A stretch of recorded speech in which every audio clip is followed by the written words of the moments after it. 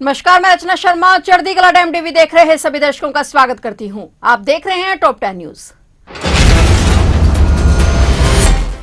पश्चिम Asia में तनाव एक बार फिर से बढ़ गया है। अमेरिका ने ईरान पर मिसाइलें दागी हैं और वहीं ईरान में राष्ट्रपति पेजेशिकियन के इस्तीफे को लेकर विवाद हो रहा है। ईरान के सरकारी चैनल पर जारी बयान में इस्तीफे का खंडन किया गया है। रिपोर्ट्स के मुताबिक तेहरान में हुए इस बवाल में कई लोग घायल हुए हैं। आक्रोशित जनता सड़कों पर उतर आई है। अमेरिका ने आरोप लगाया है कि हिजबुल्लाह इजराइल के साथ युद्ध विराम की कोशिशों को कमजोर कर रहा है। अमेरिका का कहना है कि यह समूह हमले रोकने से इनकार कर रहा है। अमेरिकी विदेश मंत्री मार्को रूबियो ने हाल ही में लेबनान के राष्ट्रपति जोसेफ आउन और इजराइल के प्रधानमंत्री बेंजामिन नेतन्याहू से बातचीत की। यह बातचीत इजराइल और लेबनान के बीच चल रहे कूटनीतिक प्रयासों का हिस्सा थी। अमेरिका ने इस संघर्ष के लिए ईरान को भी जिम्मेदार ठहराया है। भारत और ऑस्ट्रेलिया के बीच रक्षा संबंधों को नई उड़ान देने के लिए आज सोमवार को नई दिल्ली में एक दूसरी द्विपक्षीय बैठक हुई। बैठक में भारत के रक्षा मंत्री राजनाथ सिंह और ऑस्ट्रेलिया के उप प्रधानमंत्री एवं रक्षा मंत्री रिचर्ड मार्लस ने द्विपक्षीय रक्षा सहयोग को और मजबूत बनाने पर चर्चा की। इस बैठक में समुद्री सुरक्षा, सैन्य सहयोग, रक्षा उद्योग, सह विकास और इंडो पैसिफिक क्षेत्र की सुरक्षा से जुड़े मुद्दे प्रमुख रहे। बैठक के दौरान रक्षा मंत्री राजनाथ सिंह ने ऑस्ट्रेलिया की 2026 की राष्ट्रीय रक्षा रणनीति और इंटीग्रेटेड इन्वेस्टमेंट प्रोग्राम का स्वागत करते हुए कहा कि दोनों देशों के रक्षा संबंधों में विकास के पार संभावनाएं हैं। उन्होंने कहा कि आज की चर्चा के दौरान मैं इस नीतिगत दस्तावेज और भारत ऑस्ट्रेलिया रक्षा संबंधों के विकास की संभावनाओं पर आपके विचार जानने के लिए उत्सुक हूँ। यह महत्वपूर्ण बैठक ऐसे समय में हुई जब हिंद प्रशांत क्षेत्र वैश्विक रणनीतिक चर्चाओं का केंद्र बना हुआ है। दोनों देशों के बीच होने वाली यह वार्ता केवल औपचारिक मुलाकात नहीं बल्कि भविष्य की रक्षा साझेदारी की दिशा तय करने वाली अहम कड़ी मानी जा रही है।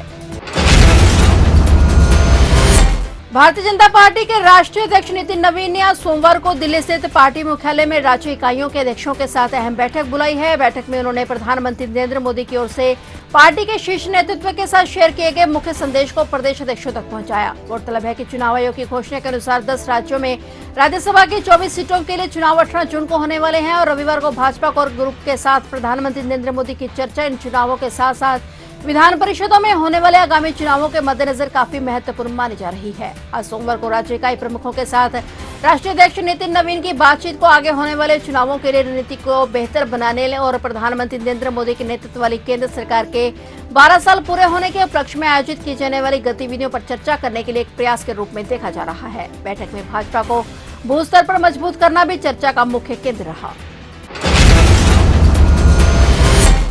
प्रधानमंत्री नरेंद्र मोदी 5 जून को गुजरात और केंद्र शासित प्रदेश दमन के दौरे पर जाएंगे। इस दौरान वे सूरत में लगभग 18,000 करोड़ रुपए की विकास परियोजनाओं का उद्घाटन और शिलान्यास करेंगे। इसके अलावा दमन में नए नागरिक हवाई अड्डे और एक सरकारी अस्पताल का उद्घाटन भी किया जाएगा। अधिकारियों के अनुसार सूरत कार्यक्रम के बाद प्रधानमंत्री दमन जाएंगे, जहां वे भारतीय तटरक्षक बल की हवाई पट्टी के पास बनाए गए नए नागरिक हवाई अड्डे का उद्घाटन करेंगे। इसके साथ ही हवाई अड्डे के निकट स्थित मारवाड़ सरकारी अस्पताल भी राष्ट्र को समर्पित करेंगे। दमन में प्रधानमंत्री स्वामी विवेकानंद मैदान में एक जनसभा को भी संबोधित करेंगे। इस कार्यक्रम के दौरान वे केंद्र शासित प्रदेश की विभिन्न विकास परियोजनाओं का उद्घाटन और शिलान्यास वर्चुअल माध्यम से करेंगे। अधिकारियों का कहना है कि इन परियोजनाओं से क्षेत्र में बुनियादी ढांचे, स्वास्थ्य सेवाओं और संपर्क व्यवस्था को मजबूती मिलेगी और आर्थिक गतिविधियों को भी बढ़ावा मिलेगा।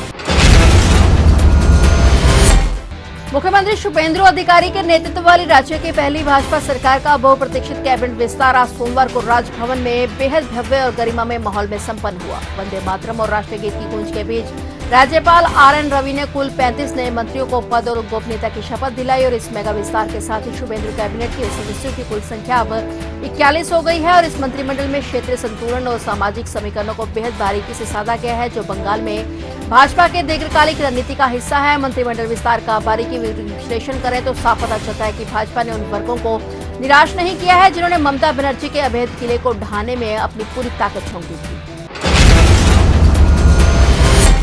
मलेशिया भी अब उन कई देशों में शामिल हो गया है जहां 16 साल से कम उम्र के बच्चों पर सोशल मीडिया चलाने की मनाही है। इन नियमों को सोमवार यानी आज से लागू कर दिया गया है। इसके साथ ही मलेशिया सोशल मीडिया का इस्तेमाल करने वाले बच्चों के लिए ऑनलाइन सुरक्षा उपायों को मजबूत करने के वैश्विक प्रयास में शामिल हो गया है। सोमवार से मलेशिया में एक बड़ा कदम उठाते हुए एक नया कानून लागू किया गया है। इसके तहत 16 साल से कम उम्र के बच्चे अब अपना सोशल मीडिया अकाउंट नहीं बना पाएंगे। बच्चों में सोशल मीडिया की लत और साइबर बुलिंग के बढ़ते मामलों को देखते हुए सरकार ने यह फैसला लिया है। मलेशिया के संचार आयोग का कहना है कि वे बच्चों को इंटरनेट चलाने से रोकना नहीं चाहते हैं, बल्कि उनका मकसद सिर्फ इतना है कि बच्चों को खतरनाक और उम्र के लिहाज से गलत कंटेंट से बचाया जा सके।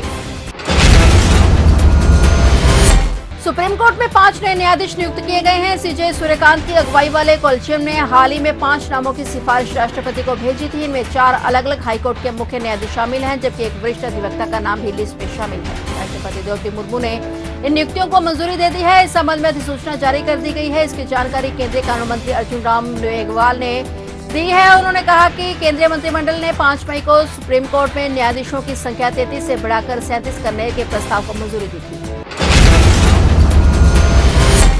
मुख्यमंत्री नायब सिंह सैनी ने आज मेक इन हरियाणा नीति और अन्य क्षेत्रीय नीतियों का शुभारंभ किया है। आज मेक इन हरियाणा नीति 9 नई सेक्टोरल नीतियों, एक स्मार्ट निवेश सुविधा पोर्टल, लगभग 1,10,000 करोड़ के निवेश प्रस्तावों के एमओयू और happening Haryana global investor summit के लोगों का अनावरण किया गया है। और इस मौके पर मुख्यमंत्री ने संबोधित करते हुए कहा कि आज हमने हरियाणा के भविष्य की एक नई दिशा और दशा तय की है। एक ऐसा भविष्य जहाँ प्रशासन और व्यवस्था अधिक तीव्र होगी, उद्योग और सशक्त होंगे। हरियाणा में निवेश और औद्योगिक विकास को नई गति देने की दिशा में राज्य सरकार ने बड़ा कदम उठाया है। उद्योग जगत के प्रतिनिधियों की मौजूदगी में करीब 1,10,000 करोड़ रुपए के एमओयू लॉन्च किए गए और इसके साथ ही निवेशकों की सुविधा के लिए स्मार्ट निवेश सुविधा पोर्टल और सिंगल विंडो सिस्टम का भी शुभारंभ किया गया।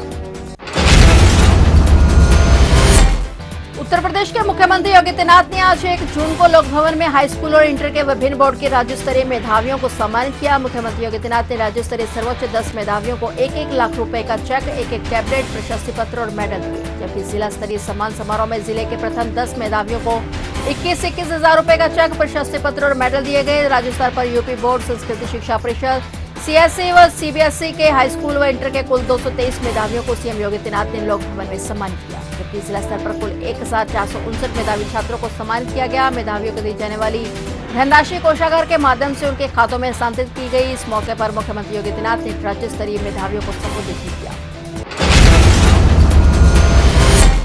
कर्नाटक के विजयपुरा जिले में जमीन विवाद को लेकर हुई हिंसक झड़प में एक ही परिवार के 4 सदस्यों समेत 6 लोगों की हत्या कर दी गई। पुलिस ने मामले में 12 आरोपियों को गिरफ्तार कर लिया है और जांच जारी है। सभी आरोपियों को अदालत में पेश किया गया है। एफआईआर के मुताबिक शिकायतकर्ता 33 वर्षीय किसान और टाउन पंचायत सदस्य चैतन्य कुमार निराले ने आरोप लगाया है कि घटना के पीछे कृषि भूमि को लेकर लंबे समय से चला आ रहा विवाद था। विवाद के समय दूसरे परिवार के सदस्यों ने इस सौदे पर कोई आपत्ति नहीं होने का आश्वासन दिया था। हालांकि बाद में जब निराले परिवार ने जमीन की सफाई और खेती की तैयारी शुरू की तो विवाद फिर से उभर गया। पुलिस ने विभिन्न धाराओं के तहत हत्या के प्रयास, दंगा, गैर कानूनी जमावड़ा, आपराधिक धमकी और अन्य अपराधों का मामला दर्ज किया है। मामले की जांच जारी है।